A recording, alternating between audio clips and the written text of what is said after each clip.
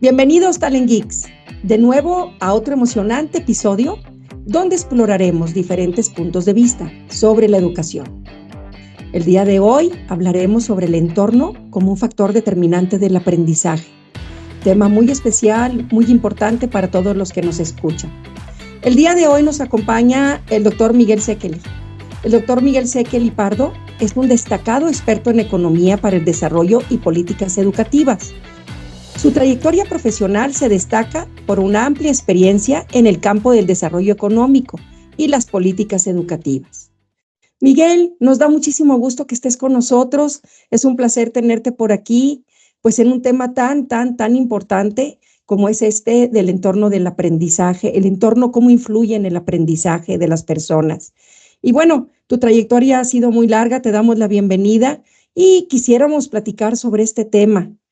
Por ejemplo, primero, pues a mí me gustaría, Miguel, que desde tu punto de vista nos definieras esto del entorno, porque es un aspecto tan amplio que quisiera yo que nos definieras y vamos a hablar en este momento del entorno físico, social, cultural, familiar, incluso virtual, o cómo podríamos enmarcar este tema el día de hoy. Muchas gracias y primero que nada agradezco mucho la invitación, encantado de estar aquí con ustedes. Y este tema del entorno es un tema muy importante y no siempre valorado entre aquellas personas interesados en la educación. El entorno es todo aquello que rodea a la persona que está expuesta a una actividad educativa. Y lo que creo que generalmente no se valora del todo o no se tiene muy presente es que ese entorno puede ser incluso más importante que el contenido educativo o que la calidad de la educación en particular a la que está expuesta esa persona. Doy un ejemplo que tal vez es de los más claros. Cuando una persona llega a la escuela, digamos a la escuela primaria, ya transcurrieron varias horas del día, incluso Sí. si fue a la escuela el día anterior, estuvo 4 o 5 horas, pues ya transcurrieron 20 horas, o alrededor de 20 horas en lo que salió de la escuela y vuelve a iniciar sus actividades. En esas 20 horas suceden muchas cosas. Entre ellas hay un elemento crítico que afecta directamente las posibilidades de aprendizaje, que es la alimentación. Una persona con una alimentación adecuada cuenta con la capacidad intelectual, cuenta con la capacidad física para sentarse en un salón de clases y poder captar de mejor manera o ser más receptiva o receptivo a lo que sucede en ese salón de clases, a la actividad de aprendizaje. Claro. En cambio, alguien que llega en condiciones de desnutrición, sin haber tenido ni siquiera tres comidas anteriormente en estas 20 horas, o esas comidas fueron deficientes, simplemente no cuenta con la capacidad física para concentrarse, para participar, para enfocarse en la actividad. Y entonces una niña, dos niñas que llegan al salón de clases, una habiendo tenido esas 20 horas de un entorno previo muy favorable y la otra habiendo tenido un entorno no favorable, pues independientemente de la calidad del docente, los contenidos, las instalaciones, ya tienen una diferencia en esa capacidad de aprendizaje. Esa es la importancia del entorno, es solo un ejemplo, pero hay muchos más. Y es un tema especialmente complejo porque para los docentes, y sé que muchas docentes y docentes escuchan Sí. esta transmisión, pues no es fácil identificar esas diferencias. Y aunque las puedan identificar en un salón de clases de 30 niñas y niños, si se tiene, digamos, a la mitad en unas condiciones un poco mejores y a la mitad en condiciones no tan favorables, pues ¿cómo puede un docente en una hora de clases realmente impartir dos clases distintas, una para los que están en condiciones un poco mejores que otros? Entonces, el entorno de por sí afecta esa capacidad de absorción o de aprender, pero en segundo lugar, es un enorme reto para los docentes que pueden distinguir estas diferencias, cómo partirse en dos, en tres, en cuatro, en cinco, a cada tipo de alumna y alumno una educación diferenciada, de acuerdo a estas condiciones. Ahora, yo escuchándote, pues me imagino que estamos hablando de la alimentación, pero también tiene que ver con la calidad del sueño, con el estrés que traiga desde casa, con el tipo de relación que tiene en la familia.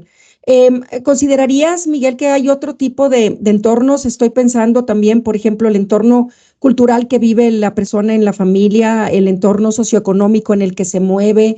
¿Qué nos puedes platicar? Yo quisiera, desde tu punto de vista, ver afecta este tipo de entornos, por ejemplo, el cultural, el socioeconómico, el emocional, en el desarrollo de esta persona, en sus procesos cognitivos, en su capacidad para aprender, en sus emociones para aprender? Sí, por supuesto, todos los elementos que mencionaste son importantes, el entorno del hogar, las condiciones físicas del hogar, el entorno socioemocional, de estabilidad familiar, por ejemplo, por supuesto, el entorno económico, todo lo que rodea a la persona importa para habilitarla para un proceso de aprendizaje como el que pensaríamos que es más adecuado, pero hay un elemento adicional hace que esto sea todavía más complejo y es donde realmente está la acción de las políticas educativas. Y es que uno se imaginaría, y en el ejemplo que puse, dos niñas en condiciones muy distintas llegan a una misma aula y entonces pues el docente es muy difícil distinguir las condiciones y darle a cada quien, incluso aumentando no nada más la alimentación, sino todos estos elementos, perdón, que comentaste. Pero eso hay que agregarle un factor y es que generalmente no sucede eso de que a una misma aula lleguen niñas y niñas de diferente nivel socioeconómico. Lamentablemente, otro de los factores más importantes del contexto es la escuela misma, porque desafortunadamente las niñas, los niños, jóvenes en mayor desventaja económica tienen acceso solo a escuelas con mayores carencias. Las Sí. niñas y niños en una condición económica, socioeconómica favorable, generalmente tienen acceso a escuelas de una mucho mayor calidad y eso se ve, por ejemplo, en la distinción de las escuelas públicas y privadas, lamentablemente. Lo que está sucediendo en México y en pues, prácticamente todo el mundo, no en los países más desarrollados, pero sí en América Latina, por ejemplo, y en México, es que niñas y niños que nacen en una familia de menores recursos tienen acceso solo a una escuela pública que generalmente no tiene los mejores estándares. O sea, a ese entorno familiar y personal hay que agregarle que llegan a una escuela en donde los docentes no han recibido una adecuada capacitación, tal vez no hay baños o las condiciones de infraestructura están muy limitadas, no hay internet, no hay computadoras. Entonces, en vez de la escuela sea esas diferencias iniciales, se ha convertido en un propagador de esas diferencias. En cambio, las niñas y niños que por nacer en un entorno más favorable van a una escuela privada, con docentes muy bien capacitados, con unas instalaciones increíbles, con canchas deportivas, con tecnología. Pues esas niñas y niños, ya nada más, independientemente de su condición familiar en el hogar, al llegar a una escuela de ese tipo, pues están en condiciones mucho más favorables. Entonces, si es el entorno personal, familiar, también afecta el entorno comunitario y, por supuesto, el escolar. Por ejemplo, el entorno comunitario hoy en día en México es muy relevante porque cuando se vive en un lugar, por ejemplo, sin acceso a servicios básicos como alumbrado público, eso inhibe que puedan ir, por ejemplo, las jóvenes a la escuela en la tarde, pues porque simplemente si no hay luz no van a poder regresar de manera segura a su casa. Entonces, realmente por entorno entendemos por lo menos cuatro elementos. El entorno personal inmediato, el entorno del hogar, que es un poquito más Sí. amplio, es la familia, pero puede ir más allá de la familia. Tres, el entorno comunitario, donde está ubicada la familia. Y cuarto, el entorno escolar. Si todos esos cuatro elementos son favorables y positivos, pues eso propicia que el aprendizaje de la niña, del niño sea mucho más sólido que si o los cuatro elementos o alguno de esos cuatro elementos no son igual de favorables. Ahora yo me imagino el aprendizaje como tal de conocimientos, la adquisición de conocimientos, pero también el desarrollo de las habilidades para aprender. Me imagino que el entorno afecta también las habilidades para aprender, que yo sea asertivo, que tenga empatía, que siga instrucciones, que tenga vocabulario. otras cosas que me permiten después pues seguir aprendiendo. Si tengo a lo mejor la suerte de cambiarme de lugar y subir a una escuela que me da más posibilidades, pero ya no traigo desarrolladas las habilidades de aprendizaje, yo creo que, vaya, o escuchándote me imagino que es una bolita de nieve que me va complicando. Si mi entorno inicial fue complicado, pues luego ponerme al tiro y al día con el aprendizaje, aunque cambie de entorno, pues será más difícil. Claro. ¿Consideras que así puede ser?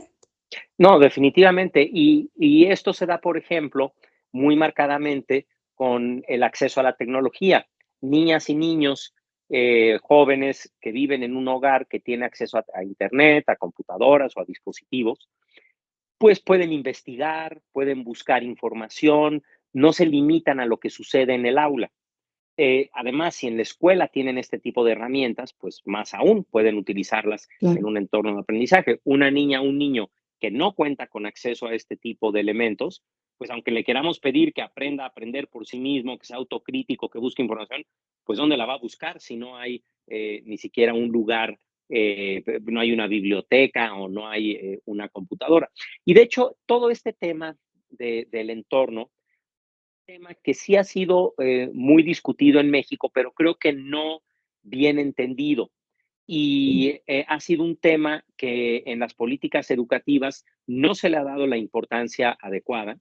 Y tal vez recordarán algunos de ustedes que nos escuchan el día de hoy, que cuando surgió la prueba enlace, unos años, y luego se fue Sí, transformando en otras pruebas, pero era la primera prueba que se aplicaba a nivel nacional, la prueba sí, enlace, a todas las niñas y niños. Bueno, había una discusión que nuevamente creo que no acabó de generar un resultado como el que debería, en el que los docentes decían, bueno, es que estos resultados de enlace se están usando mal porque están literalmente satanizando a las escuelas que salen bajas en enlace, diciendo que son escuelas malas, pésima calidad, y a las que salen bien en enlace dicen que son muy buenas escuelas. Y eso no necesariamente es así. Y el argumento de los docentes, con el que yo coincido, era que precisamente, como el ejemplo que comentaba yo al principio, si tenemos una escuela que primero está en muy buenas condiciones, pero que cuando abre la puerta entran alumnos bien alimentados, en un hogar estable, sin grandes presiones, en un ambiente muy positivo en su entorno, con tecnología, etcétera. Bueno, pues el docente va a tener una labor ese es tu mucho trabajo. más sencilla que aquel Sí, docente que abre la puerta de una escuela que medio tiene techo, no tiene baños, son pisos de tierra algunos, y recibe alumnos que vienen de una condición socioeconómica mucho más difícil. Bueno, incluso es posible que el docente que atiende a esos segundos sea un gran docente porque tal vez logra una mejora sí. en esas condiciones, muy difícil de lograr, pero la logra. Pero de todas maneras, cuando se compara a esos alumnos en condiciones desfavorables con alumnos en condiciones muy favorables, que tal vez no mejoraron mucho porque ya venían muy bien, Sí. de la primera escuela se le señala como que es un mal docente porque el resultado en PISA, en enlace, por ejemplo, es malo, cuando no tiene nada que ver con la labor docente. Todo dependía del entorno en el que se estaba dando el proceso educativo. Bueno, sí, ya ahora con estos nuevos procesos que se están dando desde la SEP, desde la educación, en donde el centro es el entorno, no sé, no me gustaría ahondar en el tema, pero sí quisiera poner en la mesa el que no sabemos si centrarnos en el entorno de los chicos, en todo esto, va a propiciar más aprendizaje o va a inhibir el aprendizaje, si es un entorno pobre, pues lo va a dejar más empobrecido, y si es un entorno ya rico, lo va a dejar más rico. Oye, Miguel, fíjate que tú tenías por ahí una frase que me gustó mucho, que dice: dime en dónde naciste y te diré a dónde llegarás, en el que comentas lo siguiente, y que fueron datos bien interesantes. Decía, si los padres estudiaron hasta secundaria, el 62% de los hijos llegarán hasta secundaria. Es decir, del nivel educativo del padre, pues el 40% van a poder salir de eso, o a lo mejor van a llegar menos, pero el 60% va a avanzar.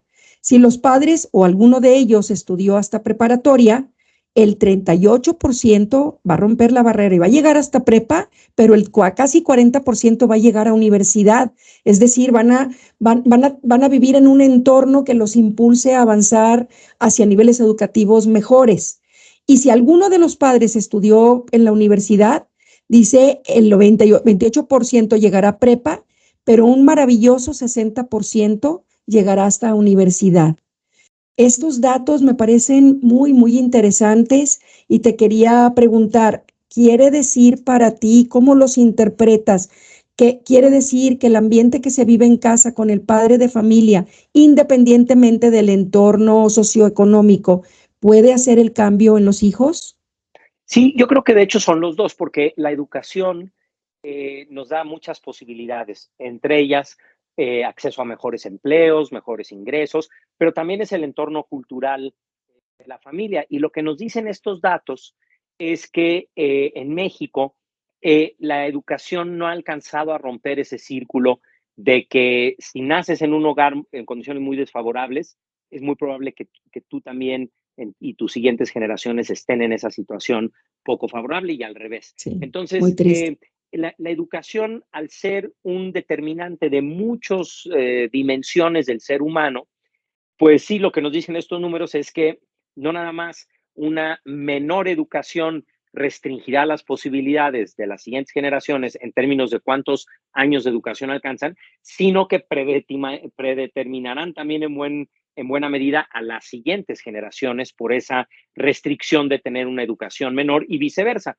Afortunadamente tenemos este caso, los casos positivos, pero lo que distingue a México es que desafortunadamente todavía es una minoría la que tiene una educación adecuada y que permite usar la educación para beneficio de las próximas generaciones. En vez de ser una restricción, es un propulsor la educación cuando se tienen esos niveles. Entonces, lo que hay que hacer es propiciar romper este círculo de baja escolaridad es igual a baja escolaridad y ahí nos vamos continuamente y entre mayor escolaridad tengamos, menos deserción, menos abandono, pues vamos a tener a la larga mayores generaciones con mejores habilidades. Quería preguntarte, creo yo que sigue siendo pues muy actual el tema de que la educación en México debe de tener tres aspectos, que es la equidad, la calidad y la cobertura. Y dentro de estos, pues está la calidad educativa. ¿De qué manera lo que estamos platicando de las escuelas públicas que a veces no tienen la infraestructura, no tienen el ambiente propicio? ¿Cómo, qué responsabilidad tenemos nosotros como país de otorgar esa calidad independientemente de la vida que tengan los chicos en familia? ¿Cuál ha sido tu experiencia en ese tema, Miguel? Pues mira, este es un tema en el que lamentablemente México ha quedado a deber. Ha quedado a deber porque la mejor educación Tiempo. debe estar en donde las condiciones son más adversas, precisamente para que la educación jugara este papel igualador. Y Sí. lo que tenemos es exactamente al revés. La mejor educación está en los entornos más favorables. Entonces, en lo que México ha quedado a deber como país es en tener una política educativa de asegurar una mejor calidad precisamente a quienes más lo necesitan y que la educación no fuera un tema político, que la educación fuera un tema que independientemente de los cambios de gobierno, como sí ha sucedido en otros países, fuera una política del país en donde el país tomara la decisión de financiar adecuadamente la educación, garantizar una mejor calidad en aquellos lugares en donde las condiciones son menos favorables y nuevamente que esto no estuviera expuesto a que cada 6 años se quiere reinventar la educación y se quiere ponerle un sello. Ahora, por ejemplo, en los últimos años ha sido un sello bastante desafortunado, muy ideologizado, en donde lejos de mejorar la situación, a lo que están haciendo es predestinando a las familias, a los jóvenes en una situación menos favorable, a que tengan la peor calidad educativa. Si ya la tenían mala, ahora va a ser Sí. todavía peor esa calidad educativa. Y entonces, si ya quedábamos a deber, pues esto es una regresión pues todavía más significativa que va a tomar varios años revertir, pero es urgente Sí. reencauzarnos, evitar esta regresión que se ha estado dando y reencauzar la educación nuevamente al camino a donde debe de ir, que es dar la mejor calidad posible, sobre todo a los alumnos que más la necesitan. Ahora, yo me imagino en mi cabeza, lo pongo como un concepto y yo me imagino que esto que estamos platicando está dando pie a algo como una estratificación. Y yo lo podría Exacto. poner como una estratificación del aprendizaje o estratificación mental. A mayores posibilidades, estás en un estrato que al final con la empleabilidad te cobra factura y a menores posibilidades en otro estrato. Independientemente de cambiar el sistema educativo actual, porque bueno, no se sale de nuestras manos. Pienso yo en el modelaje, en esta posibilidad de que los adultos sirvamos como modelos para que los niños, si no lo tienen en su familia, de decir, quiero aprender, quiero ser mejor estudiante, quiero echarle ganas al estudio. ¿Qué piensas del modelaje? ¿Cómo podríamos los adultos, cualquiera de nosotros en la sociedad, influir para que esto cambie y para que los muchachos, independientemente del estrato en el que estén, puedan tener mejores habilidades para aprender y ser mejores aprendices? Yo creo que eso es muy importante, sin duda, pero en el caso de la educación, yo tengo un punto de vista un poquito distinto en el sentido de que yo creo que la educación pública y dar educación pública de calidad, incluyendo estos elementos tan importantes que acabas de mencionar, es una responsabilidad del gobierno. Claro. Es una responsabilidad del gobierno el ofrecer, el garantizar esta educación de calidad a todos, pero especialmente a quienes más lo necesitan.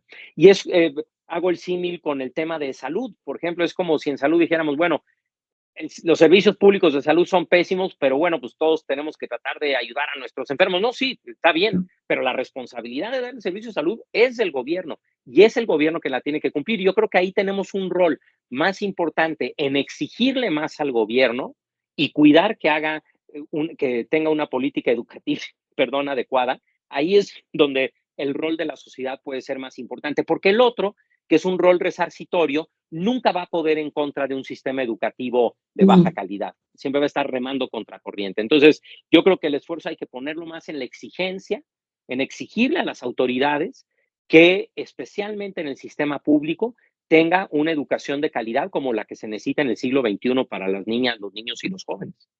¿Y cómo se le exige? Yo en mi cabeza es, bueno, por medio de asociaciones, de participación activa en la sociedad, pero en tu experiencia, ¿hay algunos otros medios en donde el gobierno que esté en turno puede escuchar a la sociedad y estas grandes necesidades que se tienen de ya no tener secuestrada la educación en México? Porque, bueno, en mi cabeza sí la veo, la educación está secuestrada en la política y no estamos viendo, ya no estoy hablando nada más de nuestros niños, de nuestros jóvenes y nuestros adultos, que también el entorno en el adulto importa para que se siga capacitando y ser un aprendiz perpetuo. Dentro de tu experiencia, ¿cuáles son las maneras en las que nosotros como ciudadanos normales podríamos exigir? Pues mira, yo creo que la que mencionas por medio de organizaciones de la sociedad civil definitivamente es una, por medio de las asociaciones de padres de familia, es una que puede ser tal vez la más poderosa, y ahí sí está en los padres de familia, las madres de familia, organizarse, generar organizadamente, generar una exigencia, darle seguimiento, eso definitivamente, y creo que ahí es donde hay una gran área de oportunidad en México.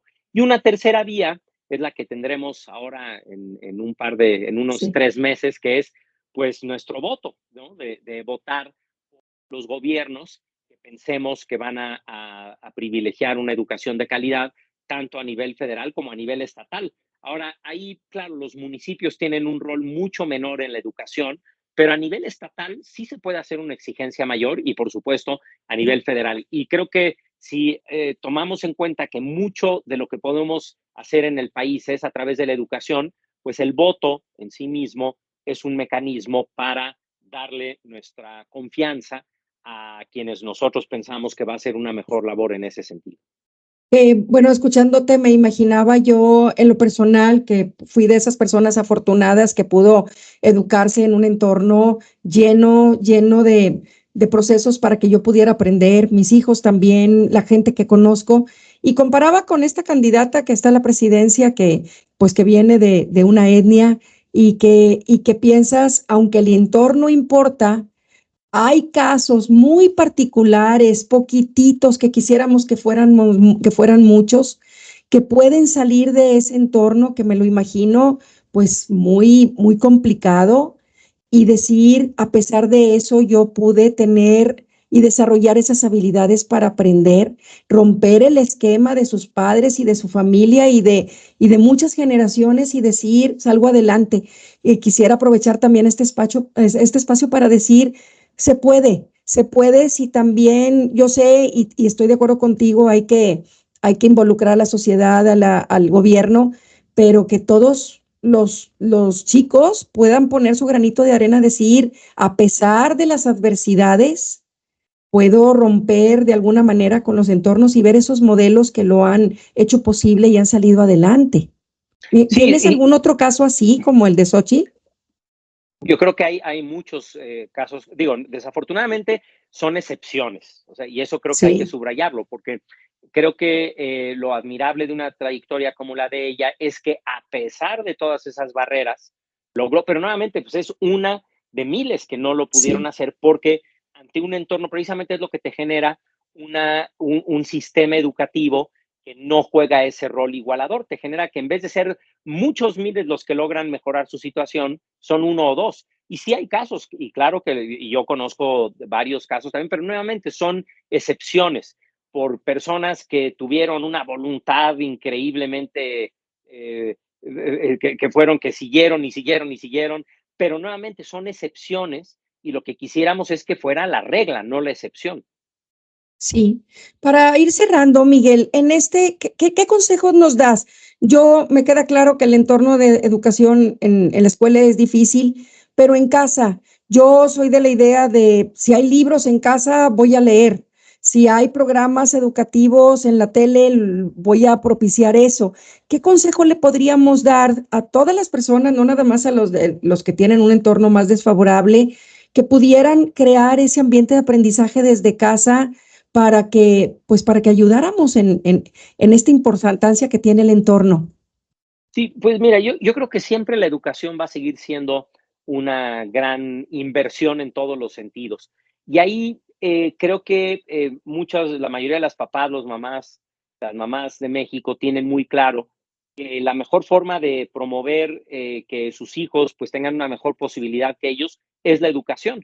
Entonces hay que impulsar, definitivamente hay que impulsar a nuestras niñas, niños, jóvenes a que privilegien la educación y ahí tenemos especialmente un contexto muy demandante en México actualmente, que tiene que ver con la seguridad, que tiene que ver con la vulnerabilidad de muchos jóvenes a irse a actividades que, pues por parecer más sencillas en el corto plazo, desvían la trayectoria educativa. Y ahí es la familia la que realmente hace una gran diferencia. Jóvenes en una familia estable, que les pueden dar, que pueden arropar a los jóvenes, cuidarlos, darles seguimiento, pues son familias que generalmente pueden lograr evitar esos riesgos o minimizar esos riesgos. Familias donde los padres pues no están muy involucrados o familias en donde no hay esa estabilidad, pues definitivamente los jóvenes son mucho más proclives. Así es que la familia en sí como institución sigue siendo definitivamente lo más importante para lograr que jóvenes que incluso están en esas situaciones desfavorables aprovechen todo lo que puedan, aunque sea muy limitado lo que se les está dando, que lo puedan aprovechar. Claro, la familia y también la sociedad, pues entre más museos, más pláticas, más cultura, más arte haya, pues todo nos invita a aprender. Miguel, pues te damos mucho las gracias por esta interesantísima plática. Esperamos que a la audiencia de Talent Geeks le sirva a entender pues, que el entorno importa y que somos mucho de lo que traemos, dónde nacimos, dónde crecimos, dónde nos movemos.